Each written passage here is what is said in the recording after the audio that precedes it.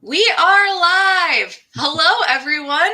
Welcome to The Show Must Go On line. Today's guests are the Happy Hour guys. We've got Mark Aldrich and Jimmy Ludwig. How are y'all doing today? Doing great. Doing well. Thanks for having us. How are you? Thanks for having us. I'm great. I'm so glad that we could be here together. Let's see Slimbo, my co-host Slimbo, joining us right now. Cute. Yes, we are big fans. Big dog fans. Do either of you have pets? I think if Mark could have a dog, he'd probably have 12. It's true. Yeah, for dogs.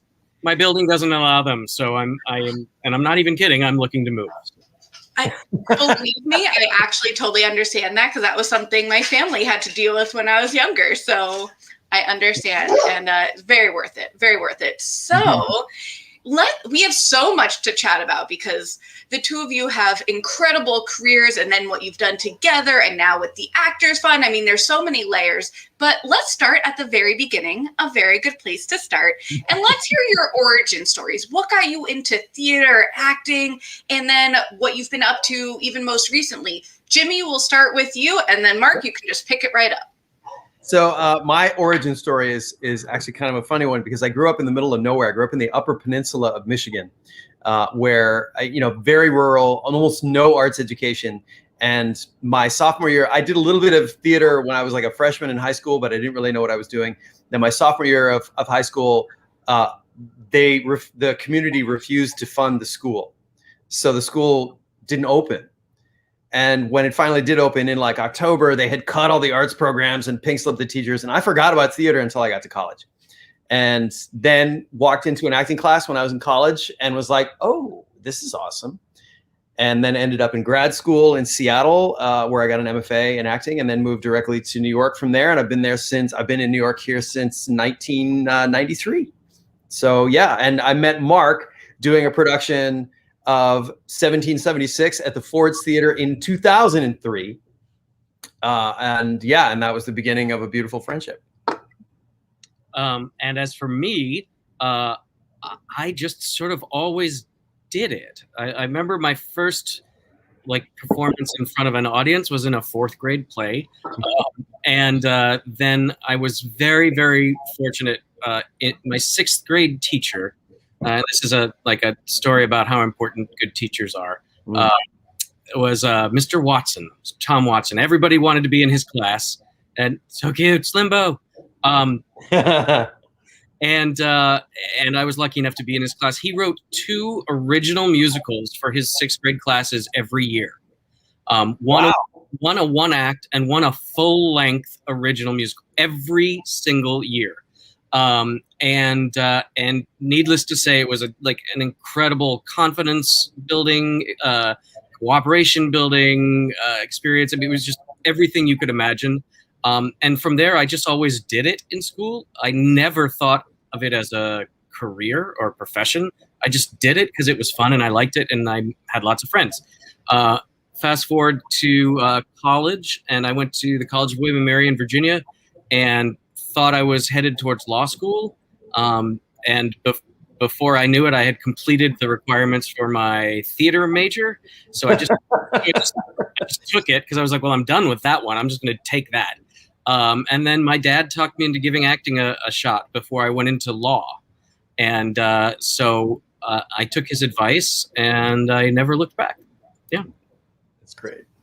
Wow. I absolutely love how it really shows the spectrum of that you can have wanted to do this since you were a little kid, and then it becomes your job and your profession and your dream. And then it's like, oh, I used to like doing this, and oh, here it is again. And I totally agree about the importance of teachers. I remember Mr. Salmon. He was amazing. Speaking of sixth grade, we had a production of Julius Caesar. And I mean, clearly, I love acting, but I'm by no means like an actor. And that production sticks in my memory. I was like, that was so cool that we got to do that. And then I did it in high school. But yeah, it's really fun to hear when other teachers actually care so much. And the idea of putting on original plays every year blows my mind. It was amazing. And I still remember some of the music. And another great teacher story. I'll be real fast, but it's a good one. Yeah. So we all have those teachers, sort of like landmark teachers in your life. And Mr. Watson was one in 6th grade, and then I had one in junior high, Mr. Link, who was basically like a social studies teacher, but he covered literature and history and all sorts of things. And I just remember he treated us as not as children, but as, equals who were worthy of creating things along with him, not just to, fill out a check, check something on a list. And a couple of years ago, I was in My Fair Lady at Lincoln Center, and after a matinee, like one of the other actors came by and said, "Oh, I have this note for you. It's from someone from my hometown," and it was Mr. Link. He didn't know I was in the show. He just happened to be there with his family. I didn't see him that time because he left, and I didn't know he'd been there until after the show was over. But we've since struck up a friendship, and we now like keep track of each other on Facebook, and I'm in touch with his family. And it was just he wrote one of the nicest notes I could have ever imagined getting, and it's just so exciting. He's retired now, but we're in touch, and I was planning on seeing him when I was on tour until the world stopped spinning. So, teachers in this country should be paid like rock stars or like stockbrokers, and schools should be palaces. That's just the everybody I know in the arts has some kind of moment with a teacher that changed their lives and put them in this direction. Every single person. Cosign, retweet, all of that. They're so important. And I mean, we could talk about that forever, but it also just goes to show that it really does start from when you're a small child doing, Charlotte's Web, and then going through high school and theater communities. And, I think a lot of people have been talking about, especially during this pandemic, that it's not just Broadway, right? It's like Broadway, off Broadway, regional, community theater. Like that everywhere. The arts are so important in so many ways, and it's really important not to just say Broadway is closed, but say like live theater is having a really struggling time. So what a great transition. Let's talk about Curtain Up Beer. So take it away. Mark and I started this web series we met in 2003, and in 2006, Mark was a big Travel Channel watcher back when, as he says, they actually showed shows about travel, and was a big Anthony Bourdain fan. And I had just read Kitchen Confidential for the first time, and was also a big Anthony Bourdain fan. And we started talking about we ended up running into each other in DC, and there are so many cool bars in DC. There's craft bars. There are bars that have been there for years and years and years. The Old Ebbitt Grill, right across the street from, is across the street from the Capitol? No, across the street from the White House? Yeah, across the street from the White House. And we thought, there's a show in this somewhere. And I had just gotten into Spamalot. So I was, I had a big fat Broadway paycheck, and I was like, let's shoot a pilot. So we, and I had started my own film company, which I still run, Back 40 Films. And I was like, let's shoot a pilot. So we went to McSorley's, Old Ale House in New York, which is by some accounts the oldest bar still standing in the United States, and there are many versions of that statement that don't include that particular bar. But we shot our pilot there, and that was almost 400 video episodes ago, and that was in 2006. So whoa. Just a quick wow. That's very impressive. You should be very proud of yourself. Thank you.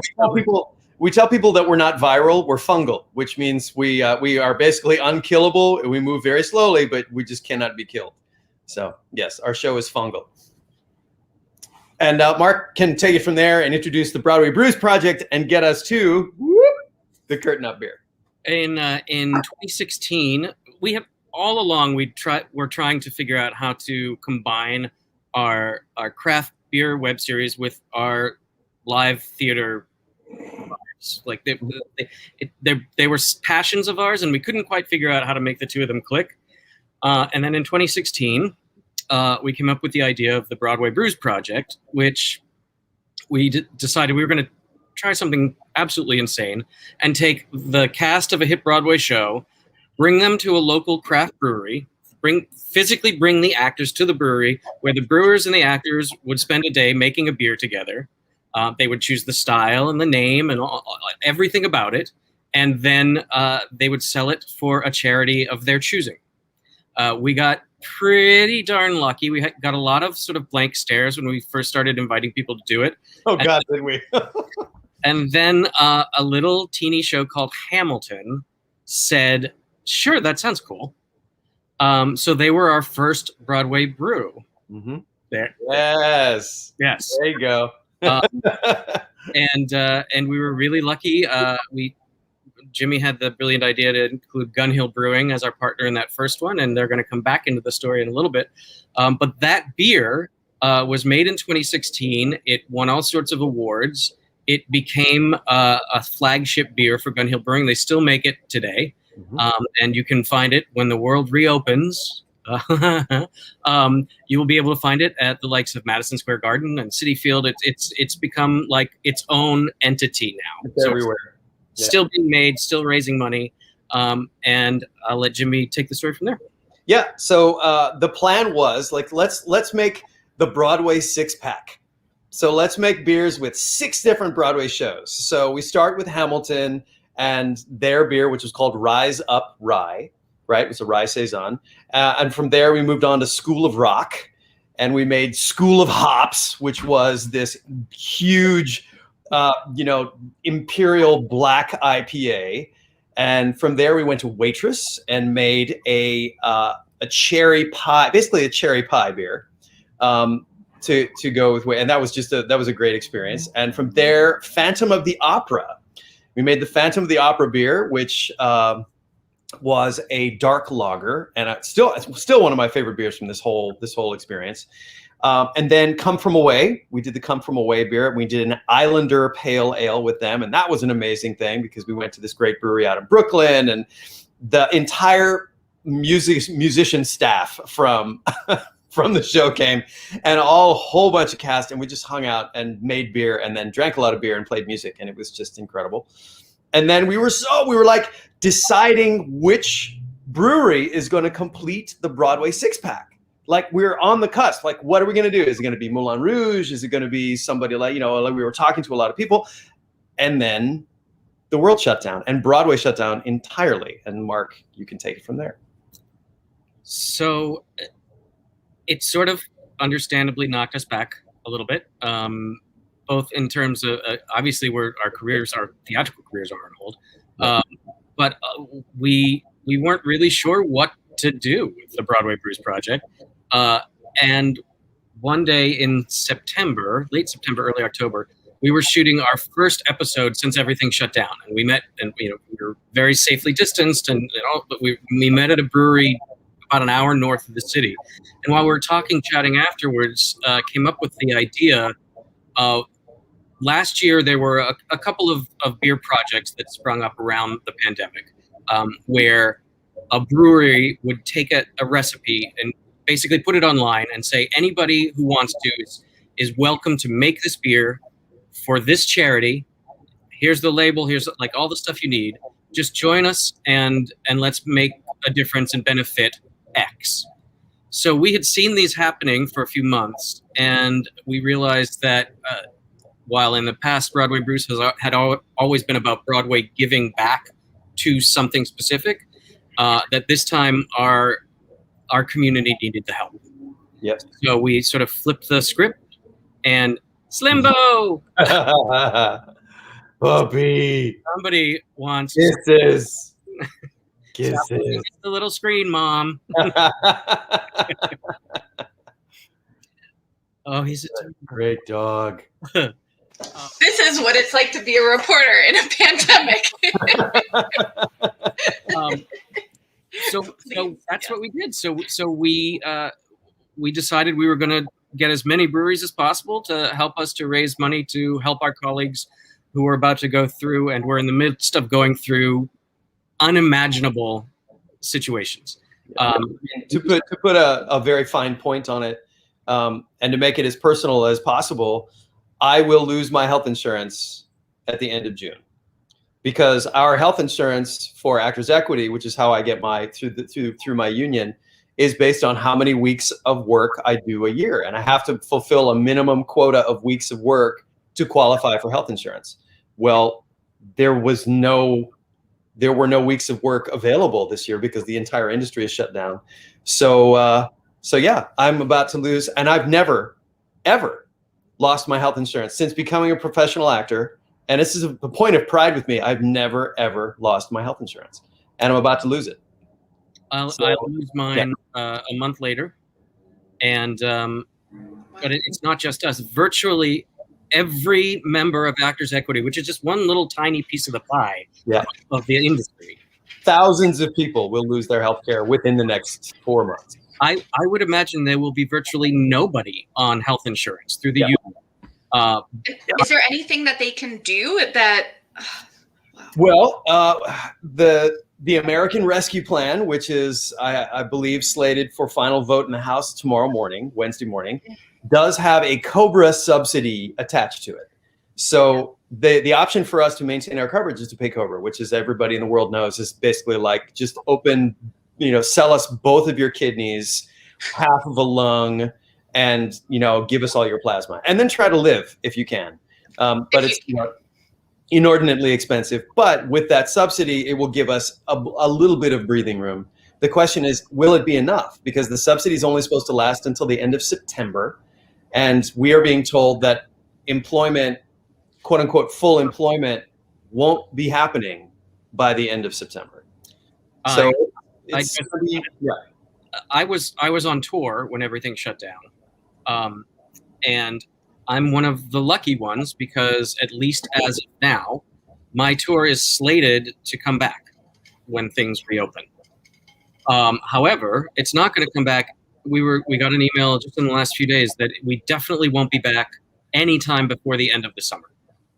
And that's the earliest, and it's highly unlikely that we'll be back right then.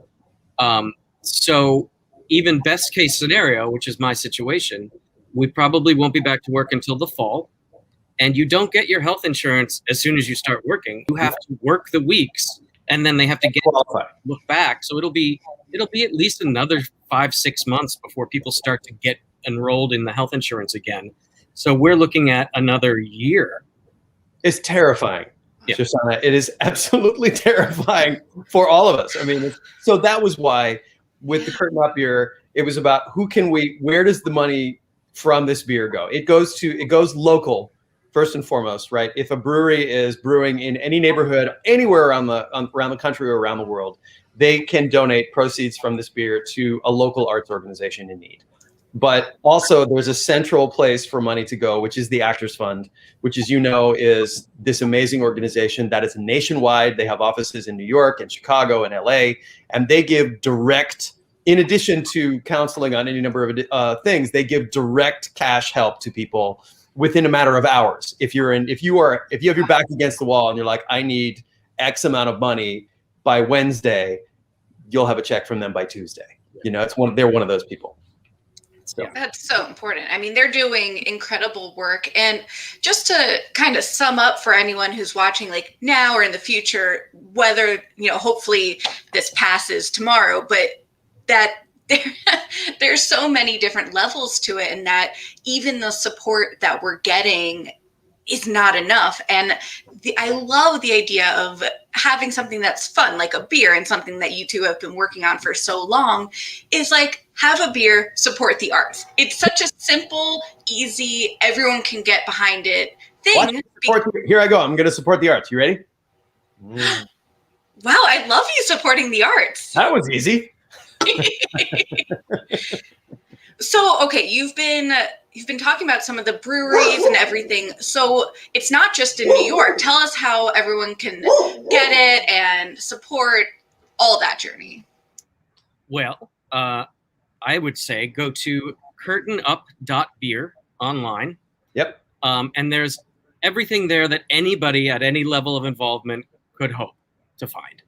Breweries can find the recipe, the label art, a discount on getting your labels printed, and everything they need right there. And if you're just someone who wants to support it, you can find a list of the breweries that have signed on so far. I know exactly where he's going to go, so I'm going to save that until he gets back. And there's also a link if you want to contribute directly to the Actors Fund, and you can't get the beer in your neighborhood, you can do it that way. And we've also recently to the site added merchandise. Yes. So because the breweries are rolling out as they, whenever it's ready in their particular area, if it's not close to you and you feel like you want to get involved or you want to support it, go to the website and buy some merchandise. And again, And we all need masks. We all need masks. Everybody needs masks. That's a massive mask. That's And huge. it's a little on the big side. I was doing an experiment. Doing these things. I was like, will that even work? It kind of works. I mean, I think that's like your top layer mask. It is. Exactly. It goes over your surgical mask. There you go. Yeah. So, I mean, it's the idea. So Curtain Up is, as you well know, is, like I've been a standby on Broadway before. And if you happen to be, under rehearsed and 4 people have broken their leg and you just have to get the curtain up. Get the curtain up. Curtain up. You got to do it. And I've heard that phrase more than once directed at me, which is, I know that you're not ready, but get on your costume because we have to get the curtain up. So that's where we are in terms of the arts in this country. We have to get the curtain up, and we have to do it safely, and we have to take care of the people who are hurting. And so many people are hurting right now. It's not just actors. It is everyone involved in live performance. That's the other thing. As you well know, the Actors Fund supports not just actors, or it supports everybody connected with the live performance industry. And that is lots and lots, thousands and thousands and thousands of people. Ushers, musicians, stagehands, talent agents, you name it.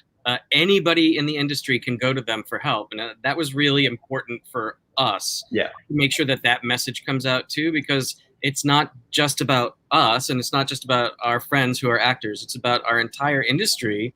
And it's been so interesting too when the light bulb goes off for people, they start to get it, to watch that happen, because so many, speaking for our colleagues, actors and other people in the industry, for survival jobs, where do they turn? A lot of them turn to the hospitality sector. Hospitality industry, yeah. What's not up and running at full strength right now? The hospitality sector. So they're really getting it from every angle. Like they can't pick up a bartending shift. They can't go cater. They can't do any of this stuff right now. And that's gonna be the case at least for the rest of the year. Mm-hmm. So that's why Curtain Up, we're encouraging people to get involved, and that we're going to be doing this basically until it's not needed anymore. Yeah. So, and we are at 59 breweries in 11 different states across the country.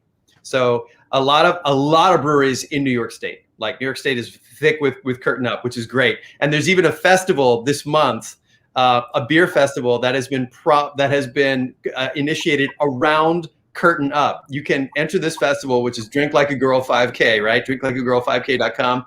And you can get 15 different versions of Curtain Up delivered to you, or you go pick them up, and then you join in the festival virtually, and there's going to be music and all this kind of stuff. So it's just generated this whole subculture, which has just been really fun to watch. We've even had some breweries who didn't know each other before that now have gotten to know each other, and they've now brewed other beers together, and they're forming relationships, and it's really, that's sort of what we wanted to see happen.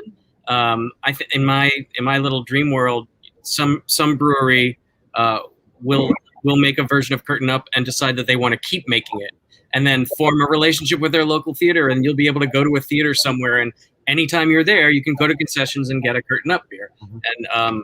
And I think we're going to get there, but it's been an incredible task to take on, but it's been very rewarding, and I genuinely think that we're going to make a difference for people who have almost no place else to turn right now. Yeah. So many times it seems like the people who are hurting are also the ones looking for ways to help others. And it's really, really nice when it's like, okay, I'm hurting now, but I see my fellow actor or this usher, or I know someone who's a stage door manager was hit with COVID and not doing so well, and everyone's been rallying around them. Yeah. And in these tough times, people do find these like magical ways to come together and help out. And hopefully we can keep this going when it's not so dire, but it's still there. It's always something happening, especially as actors. I'm sure, you know, both of your resumes, I was looking on each of your websites, and they are very impressive. I mean, it's wonderful, really. But in actor's life, you always know it's like, when's the next gig? What's the next show? Am I doing a theater thing? Am I doing something on TV? Am I modeling? I mean, there's so many different aspects. Can you talk about that? I mean, now, obviously, COVID, everything is dark in person. There are some live things happening online, but it's definitely not the same. Yeah. It's, I mean, it's funny because you're always doing the hustle when everything is up at full strength, right? When there's full employment and there's all this kind of, everybody's doing the hustle. And now with no theater, or essentially no theater, there's some small things going on that are mostly sort of remote, or, you know, stuff that's being shot for this, you know, like on staged for the screen, right? To be shot and then showed on Netflix, whatever, like Diana. So that's kind of exciting, but those are really, really small numbers. Yeah, there's some television work that's television film work that's sort of trickling in. Sets that are COVID safe and all that, but you can imagine that the talent pool is about 90 times bigger for those very limited jobs right now. So that's kind of interesting. But yeah, I mean, as an actor, you're always doing the hustle and looking for the next thing. I've been very lucky in the last several months. I've started doing some teaching. So I am teaching here in the city at AMDA, which is the American Musical and Dramatic Academy, and that's been great. But you know, I love teaching. Don't get me wrong, I love it. But I didn't come to New York to be a teacher. I could be a teacher anywhere. I came to New York to be in this business and to be in this business to have Broadway as an option and to have all those levels available. So I want it all back. I want it all back bad. And I know Mark does too. Marcus is traveling because Mark's a road warrior. I am too, but not like this guy. Yeah, I do. I miss it all. It's been interesting also to go through this experience and to watch other people do what I'm doing, which is reevaluating a lot of things. Been a lot of that. A lot of people moving on, leaving the biz. Yep. Like may not come back ever.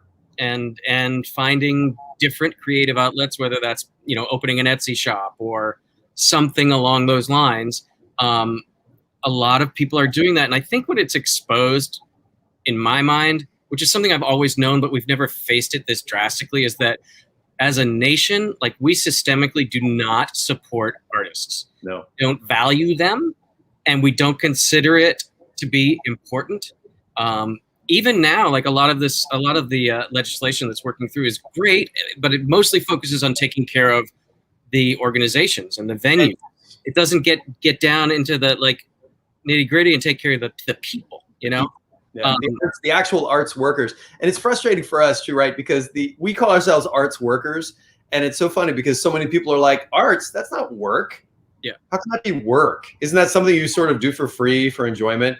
Well, not for us, not for the people who make a living out of it, right? And so there's a constant struggle of trying to be identified as a worker, which is what we are, you know. And talk about work. I mean, 8 shows a week, that's work, man.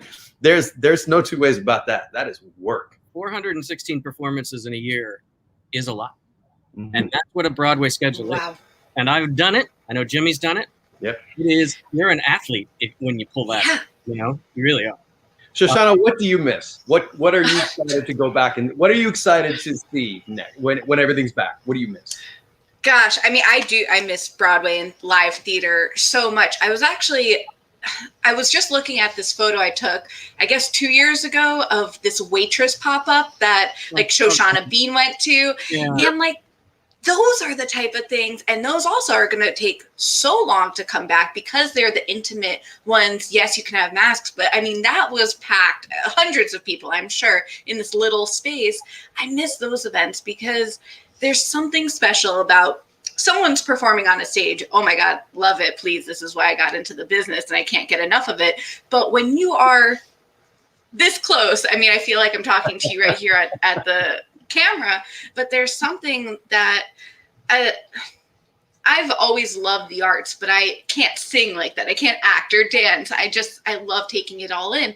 And no matter how much Netflix I watch, no matter how many YouTube videos, no matter how much Spotify I listen to, right, or podcasts that are great and they all fill these like different needs and wants, there's nothing like that live experience or experiencing something where something unique happens. Maybe the curtain didn't rise right when you thought it would because an understudy was coming on, and then all of a sudden a swing comes on mid-show and you're like, what? And you turn to this person that you've never met before, and all of a sudden you're bonded for life. And now with social media you can actually connect. That's happened to me so many times. So that's what I miss. I miss the random events and being told by your friend, oh my God, I just got a rush ticket, I can get 2, do you want to join me? It's in an hour. Yes, I want to come.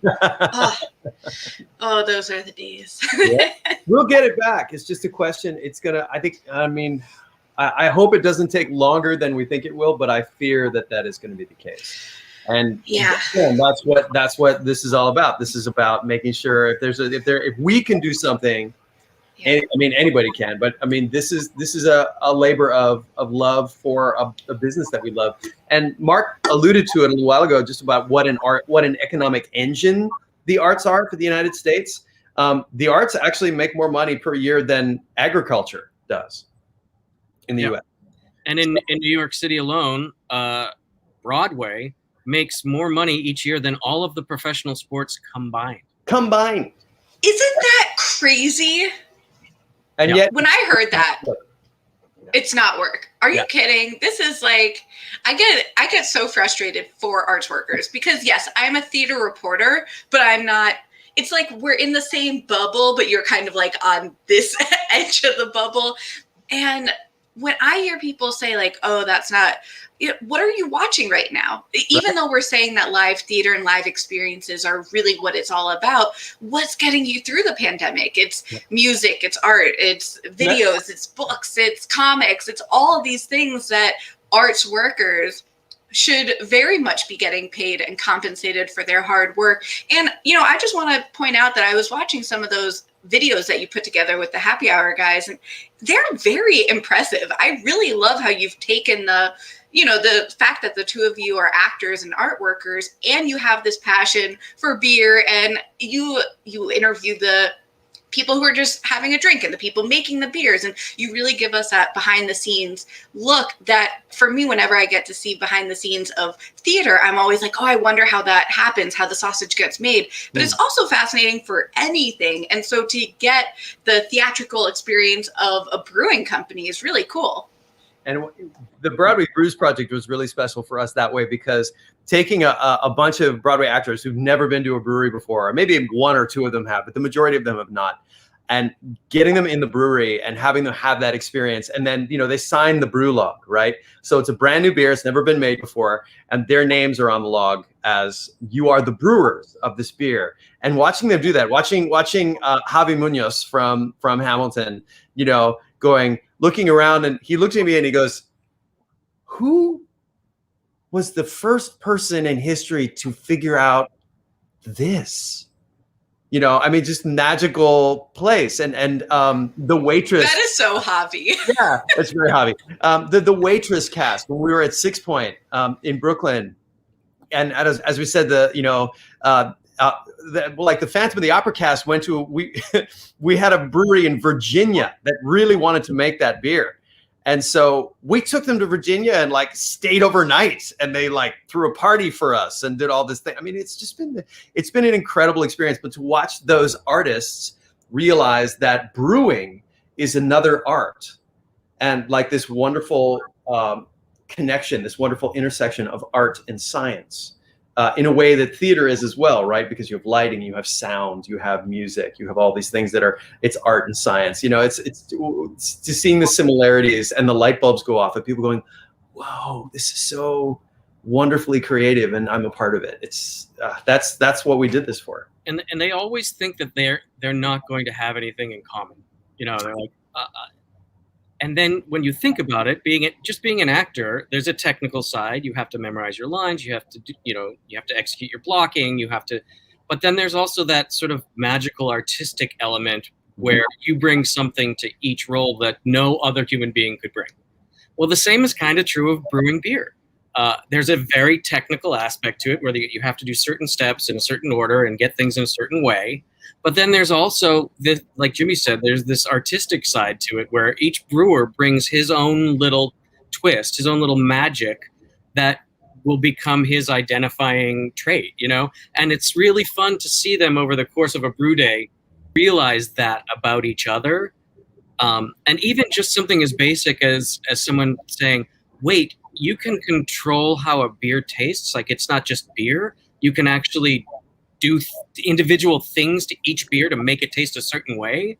And so it's just been really fun to see them connect as artists and as technicians over things that neither, because the brewers are the same way. A lot of them haven't stepped into a theater before. Right. So I'm seeing the show that they're working with is their first time seeing a Broadway show. And that's also something we tried. That's something we do, right? So we get the brewery team to the theater to see the show before they all meet.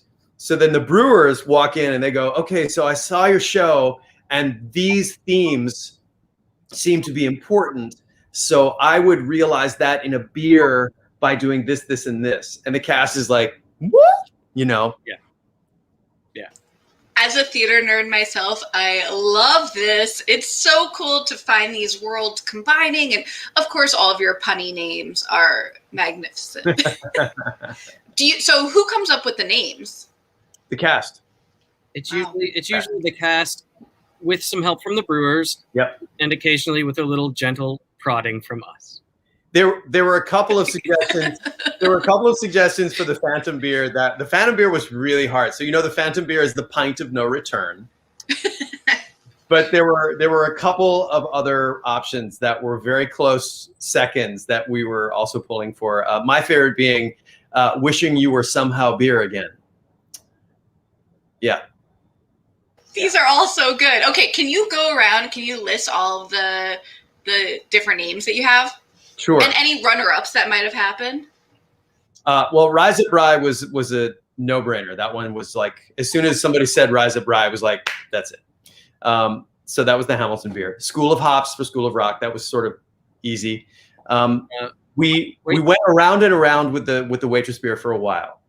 And then it became clear, and this was actually came from the brewer, if I remember correctly. Keir actually came up with it. We just named it for Adrian. Well, a little bit more to that. We saw the show and we went backstage to chat with the cast. And as we were standing backstage, I was standing by. Sarah was in the show at that moment, at that period. She was about to leave, or maybe she had just left, and I forget who had taken over for her at that point. It might have been, yeah. So Sarah had written on her dressing room, on the dressing room door, "It's for Adrian." The show, like the whole thing, all of this is for Adrian, right? And so we were like, I just mentioned that I had seen that on the Post-it, and the brewer was like, well, let's just name it that.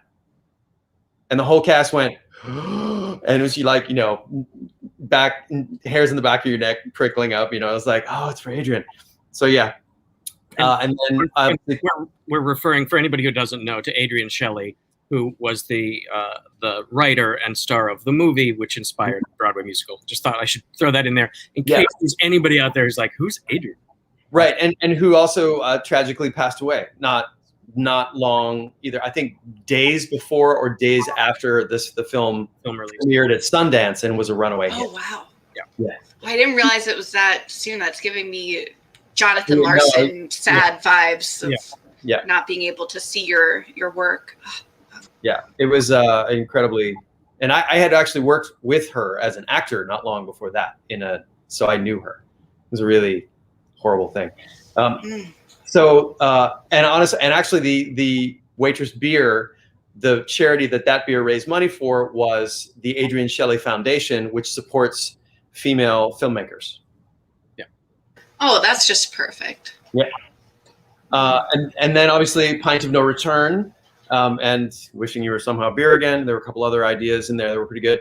The Come From Away beer, we just called it the Islander. It was an Islander Pale Ale. Yeah, Islander Pale Ale, because the whole I'm an Islander, which they say, I don't know, 9 jillion times during the show. And it was a play on IPAs. So Yep. Islander Pale Ale instead of Indian Pale Ale. Exactly. Exactly. Yeah. And there were, of course, as you would imagine, with that group of people sitting around drinking beer and playing music over the course of the day, we had any number of other suggestions that probably shouldn't be repeated, and were highly inappropriate. But I thought Kiss the Cod was a very good. I like Kiss the Cod. I think that would have been a good. I would drink the heck out of a beer called Kiss the Cod. I truly would. But yeah. The brewery was like, we are not naming any beer we brew Kiss the Cod. We are not. I mean, they do still have to sell it. So. That's exactly right. That's fair. And the other one does work so perfectly. It does. It does. And to their credit, that beer sold out in days. I think they were their run of it very, very quickly. And then Curtain Up. We should say that the Curtain Up beer, the recipe for Curtain Up was actually made by Gun Hill Brewing. So we've come full circle back to the company that brewed the Hamilton beer. And it's they've been great. It was sort of a lucky stroke. We knew that they had made one of the other project beers over this past year that we mentioned earlier. So we wanted to call them, because we knew them, and pick their brains and see like what we could do to make ours more successful. Were there drawbacks? Were there pluses? Like what we wanted their advice. So we called Dave Lopez, who's the co-owner over there and a friend of ours. And he said he'd happily give us advice, but he wanted Gun Hill to do the beer, to be our partner, basically. And we didn't really have to think too long about that. And because he's just great. Oh, he's so good. And I gotta say, in all the talk of it, and all the good that it's doing, and that it's a wonderful cause, and it's a really, really good beer. Yeah. As evidenced by the fact that of all the breweries that have released it so far, they're all excellent. Like I said earlier, with like there's a little bit of magic in there. Everyone is a little different because they put their own spins on it. So no two tasted the same, but they were all really, really, really good. And they're selling the crap out of them. I mean, they're selling so fast. Yeah, they are. Yeah, really fast. So it's good for the brewers too, because they're making some money. Yeah. So everybody who's hurting is making some money from this project. Yeah, because they've had a hard year too, obviously. I think it says a lot about the craft beer community that so many of them have stepped up and were willing to take part, even though they were in the midst of going through a pandemic too. Yeah. Yeah. And of course, having a beer that tastes really nice and that you can have a beer with them. You can tell your friend and they'll have it, and then you're helping out the Actors Fund and whichever other local theaters that they're going to. But at the end of the day, if it's a good beer, if it's a good whatever, people will want to support it and get around it, because it's like people like to drink, people like to have a nice time. And right now, we could all use having a little bit better of a nice time. So having a good beer that you can enjoy and feel good about where the money is going to, win-win. Yeah. And if people are watching this show right now and you're not in New York State, or if you're somewhere in a different state and you have a local craft brewery that you love, send them to curtainup.beer, because if they want to brew this beer, the recipe is sitting there. All they have to do is go to a little Dropbox folder, pull it down, pull down the labels, and they can brew it. And they can give the money to whoever they want, somebody local. So we've been saying that over and over again, and it's really spread. I mean, 11 different states, District of Columbia. It's been really cool to watch it happen. I mean, a brewery in Idaho, Boise, Idaho, San Diego. I mean, just brewers all over the country. It's been really fun. This past weekend, so accessible. Yeah. Sorry. Yeah. Oh no! This past weekend we had 2 different breweries in Breckenridge, Colorado, pouring their different versions of Curtain Up beer right down the street from each other. It's so great to see their pictures and to see people enjoying it, like in the middle of the Rocky Mountains. It was great. Yeah. Wow. Well, that's a nice image. Yeah, it was. Yeah. So, okay, now we have about 15 minutes left, and it would be a sin to not talk about some of your theater work, because we've been talking a lot about the beer and the Actors Fund, which are amazing things. But I first, Mark, Newsies is like one of my absolute favorite all-time female reporter representation. Are you kidding me? Yep. Totally. I'm obsessed with it. I saw it back in the day. I think it was like my freshman or sophomore year at the University of Maryland. Go Terps. I came home to New York. I saw it and I was like, whoa. And just like seeing that, I was so encouraged to continue being a journalist. And then, of course, being able to see it on your TV is just like so wonderful. So can you talk about that experience, please? Yeah, I mean, it was quite literally a life-changing experience. I had never seen the movie when I had my first audition for it. I had no idea what I was walking into. At that point, it was a 9-week job at Paper Mill. There were no plans for Broadway. There were no plans for a tour. There were no plans for anything. It was just Disney trying out a new show, a new title. It had been for years the most requested show by school groups that hadn't already been a show. So they felt like they needed to address that because schools were starting to create their own like pirated versions of Newsies on it. They're like, no, gotta nip that in the bud. So we're gonna like do the show. And Harvey Fierstein had stepped in and said he liked the movie. He really thought there was something there. He wanted to solve what he thought were issues moving it to the stage. So we opened at Paper Mill, and the reaction was sort of astounding. And by the time we closed in New Jersey, there were already rumors swirling that we were going to be on Broadway. But of course, you never know, and that's one of the actor. That's a sort of tension point for actors: is the show going to go? Okay, then who's going to go with it? Right. So there were some tense weeks, but we had bonded really quickly. All of the older character guys in the show, of which I was one, we got labeled the oldsies, which is totally fine with me. So the oldsies were good friends really quickly. So we developed a telephone tree. And so as soon as people started to get the word, we all spread it. And so we knew, and we were lucky. We all went with it. And it was, again, a limited run on Broadway. It wasn't supposed to be there very long. I think it was 100 performances. They sold out really fast. They extended a little bit. Those sold out. Extended again. Long story short, long story long at this point. We ran for 2.5 years on Broadway. The show closed just before the tour went out. I had never toured before. I wasn't planning on it. And I just said to them, if you need me to like step in for replacement, if somebody leaves or if someone's on vacation, give me a call. I'd be interested. And a few days later, the general manager called me and said, actually, do you want to play your role on the tour? And I was, okay. So I got into my trusty Nissan Versa, and for 2.5 years, I drove the country. I drove the equivalent of coast to coast over 6 times and saw things I never thought I'd see. And then was lucky enough to be there at the end when we shot the film version at the Pantages in Hollywood. And even since then, I've done a couple regional productions just because I love it and I like being around that story. And I am now the person who has performed that show more than anyone else on the planet. That's so neat. Do you have a favorite part of the show? I mean, once and for all, because all of the oldies also sang off stage because those boys bounced around a lot, and then it's hard to sing when you're out of breath. So a lot of that singing is us supplementing backstage and on the album. And that, I mean, Alan Menken's music is just so much fun to sing. It's hard to beat that. And especially when the music swelled and you got to the crescendo and then the set started to move down stage and you're singing the high notes and you're looking from the wing, it's pretty cool. I just watched it and I'm probably going to watch it again very soon. It's one of those things that it's hard not to have a good time when you're watching it because there are just so many hits. And okay, I could talk about Newsies all day, but I will hold it back. I was messaging a friend earlier today and I was like, so how much do you think I could talk about Newsies? How much is an appropriate amount? They're like, you'll know. So Oh, here it is.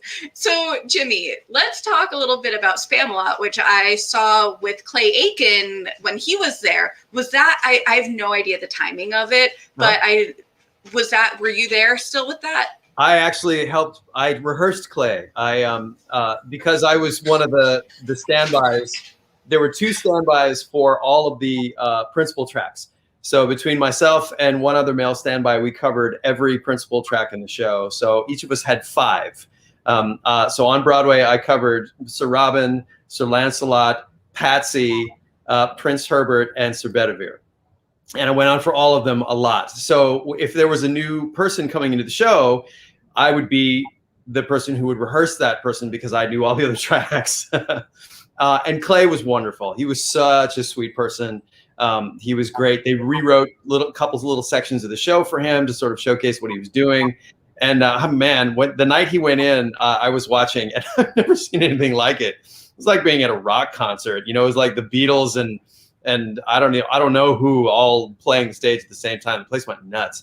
But that happened a lot with Spamalot, the theater just sort of going nuts for one reason or another. I was there from the very beginning. Well, not quite the very beginning, but like 2 weeks in, that's when I was brought on board before we did our out of town in Chicago.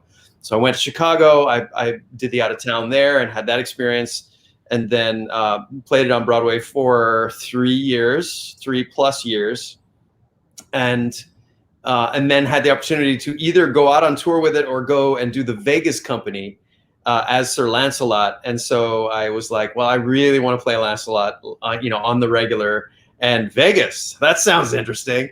So I went out and lived in the Vegas for over half a year. I was there for, 7-8 months. And that was an incredible experience as well. So just a really special time. And all the people that I got a chance to work with, Tim Curry, David Hyde Pierce, Hank Azaria, Alan Tudyk, all of these, just like a who's who of comedians, and watching them work was just like a masterclass in comedy. Watching Sada Ramirez play Lady of the Lake was a masterclass in comedy every single night. I don't know if you know this, but prior to Sada's audition, the Lady of the Lake and the diva, whatever happened to my part, were 2 separate roles. There were 2 women.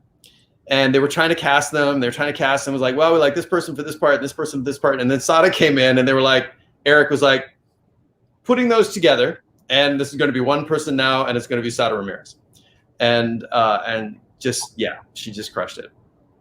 So it was a blast. It was a really, really special time. I love hearing stories like that having the cast, regardless of who's in it, is a good fit. And then when you get someone who is famous, that it's not just like, it's all about me, and then everyone else feels like, oh, I don't know. But well, we had so many stars running around that theater that it was just like, oh yeah, oh, it's you, great. Because Mike Nichols directed.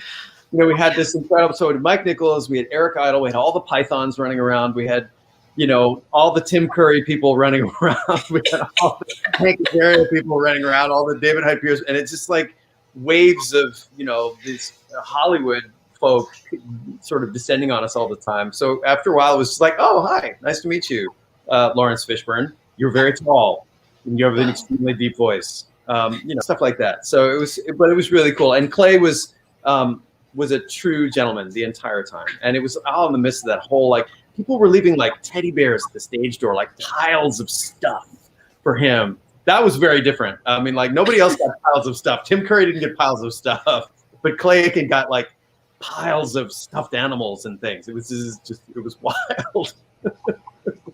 I was just gonna say, I remember being so happy, like when everyone's singing, always look on the bright side of life. And anyway, it was a real lesson. It was a real lesson too in what it takes to get a show to work. And I know Mark went through this with Newsies as well. There has to be a moment in the development of a show like that where you need strong leadership. And there was a moment in our out of town in Chicago where we had this one whole section, because in Monty Python and the Holy Grail, there's that whole very famous section about the witch, right? The witch, burn the witch, blah, blah, blah. Well, that was in the original show. And it was this enormous tap number that Casey Nicholaw had staged. And it was just I mean, it was huge, but it was so big that it basically stopped the first act. It like stopped all the momentum in the first act, and the momentum died, and they didn't quite know how to get it to the end of the act. And it was just, and it was everybody's pulling their hair out because the number probably cost them millions. And they tried rearranging things, and there were all these changes and cuts and everything else. And then one night in Chicago, like probably 5 days before we started previews, we left for our dinner break and came back from our dinner break, and the scene was gone. And probably $2 million just thrown out into the alley with the sets and costumes that were part of that number. But, you know, and in any other situation, you might have had a producer going, no, you're not going to waste my money like that. You're not throwing my money out into the alley. But this production team was like, we have to lose it. Mike Nichols was like, we have to lose it. I am so sorry to everyone. We have to lose it. And it fixed the show. It fixed the first act. With Newsies, the Pulitzer number, the bottom line, which made it to Broadway, did not exist at the Paper Mill production. It was a song called "Click Clack Rumble Rumble," which was supposed to be reminiscent of the songs that a printing press, the sounds that the printing press made when the whole show was so focused on the boys that they didn't know what to do with the adults. I literally, in one version of the choreography, was on my knees playing Joseph Pulitzer as a child in a kick line, choreographed by Christopher Gattelli. We knew at that rehearsal, we were like, this is not making it to the stage. And it didn't. And then it ended up with the bottom line, which is funny because it's one of the not one of the most memorable songs in the show. But it was just fascinating to watch that creative line. And they had a different duet for Jack and Catherine at Paper Mill, and it was beautiful and one of my favorite songs, one of my favorite Menken songs. And they lost it because they thought it didn't further the story enough, and they needed some more information in there. So I can't imagine how hard that must be, but there's a chunk of unused Alan Menken songs that would create a hit show in and of itself. Yep. Do you remember what that song was called? I don't. I'm like, I want to see if it's out there anywhere. It probably is. Sure, somewhere. I am sure it is. I was probably changing costumes while that was happening. That's fair. Or moving a set. One of the two. Or both. There is actually a Burn Her, that number from Spamalot, does exist. There is some bootleg video of it, because I think actually we were in previews. It did actually see the light of day. So it did preview in Chicago. It got killed in previews. But there's some bootleg video and there's some bootleg recordings of it that are floating around. So, you know, like, do we condone whatever? I might look it up. If I happen to see it on my screen, like, I don't know, who's to say? Passed by. I mean, what happened? That's so weird. I didn't click on it. It just showed up on my screen because the internet's hearing what we're talking about.